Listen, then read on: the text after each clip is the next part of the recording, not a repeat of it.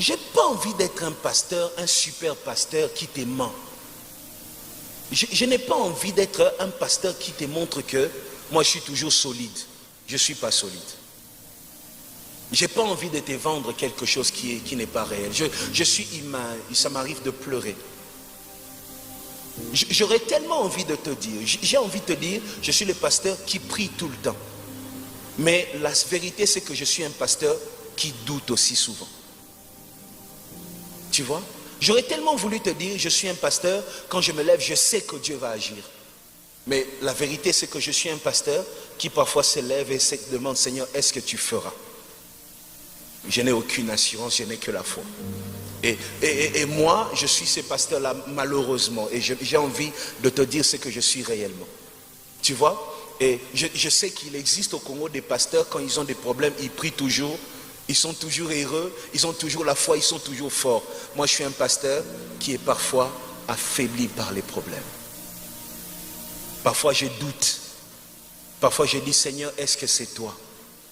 Seigneur, pourquoi tu as permis ça? Et ce jour-là, quand je suis entré, je me suis mis en colère contre Dieu. Je ne priais pas. Chaque fois que j'ouvrais ma parole, c'était pas au Seigneur. Je ne commençais plus l'adoration. Je disais à Dieu, pourquoi tu as permis ça? Je me souviens d'une phrase, ça je ne peux pas oublier. J'ai dit à Dieu, quand tu m'avais appelé, tu ne m'avais pas tout dit.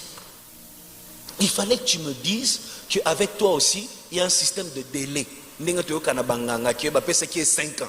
Tu vois, parce que moi je sentais ma vie s'arrêter. Je ne sentais pas une carrière s'arrêter. Je ne sentais pas un ministère s'arrêter. Je sentais une vie s'arrêter. Tu vois? Je me souviens, je suis dehors, je voyais un corbillard en train de passer et j'étais en train d'envier les cadavres. Ouais. Je regardais, je disais, pourquoi c'est pas moi qui est dans ces cercueils? Parce que la vie ne représentait plus rien pour moi. Tu te rends compte? Tu vois ça? Et j'ai dit à Dieu, pourquoi tu as permis ça? Il fallait me dire que si je te sers, j'aurai 10 ans de gloire et puis ça va s'arrêter comme ça. Il n'y a pas de différence parce que moi, j'étais suivi parce que je me disais, avec toi, il n'y a pas de délai. Avec toi, la bénédiction ne se suit d'aucun chagrin. Maintenant, comment j'étais servi et je m'arrête comme ça, humilié? Comment ça finit comme ça? Je n'arrivais pas à comprendre Dieu. Tu vois? Et la question qui revenait encore, c'était, pourquoi tu as permis ça? Les années sont passées. Si je te dis que j'avais eu un rêve pendant ce moment, c'est faux.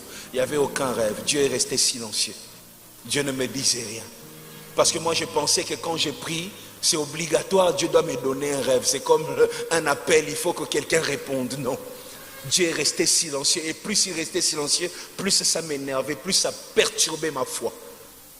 Jusqu'un jour, je me suis levé comme ça, je me suis mis à genoux, j'ai commencé à dire, Seigneur, merci.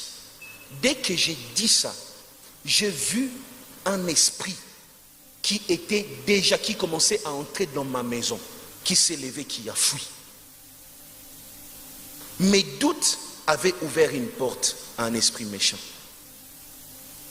Bien-aimé, écoute-moi. Les doutes, c'est même pas ça le problème. Mais les murmures te tuent. Les murmures éloignent le Saint-Esprit. Quand tu murmures, tu es en train de dire au Saint-Esprit, dégage, sors de ma vie. Parce que le Saint-Esprit a un rôle à jouer dans ta vie. Son rôle, c'est de te rappeler ce que Dieu a fait et de dire ce que Dieu fera. Maintenant, lorsque tu murmures, c'est comme si tu lui disais, je ne t'entends pas. Les murmures attristent le Saint-Esprit. Quand tu sens que ton cœur est rempli de doutes, adore. Bénis Dieu. Si les paroles d'adoration ne sortent pas de ta bouche parce que la bouche est lourde par rapport à ce que tu vis, trouve un musicien que tu aimes à l'adoration, mets une bande cassette, je ne sais pas quoi, commence à écouter ça. C'est pour ça qu'il existe des musiciens chrétiens. C'est pour te soutenir quand tu n'as plus de chant à chanter. C'est pour te soutenir quand tu n'as plus d'adoration.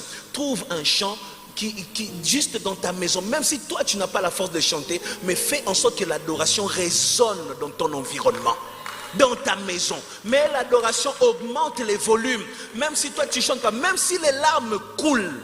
Pourquoi? Quand tu adores dans la difficulté, tu fermes la porte au diable.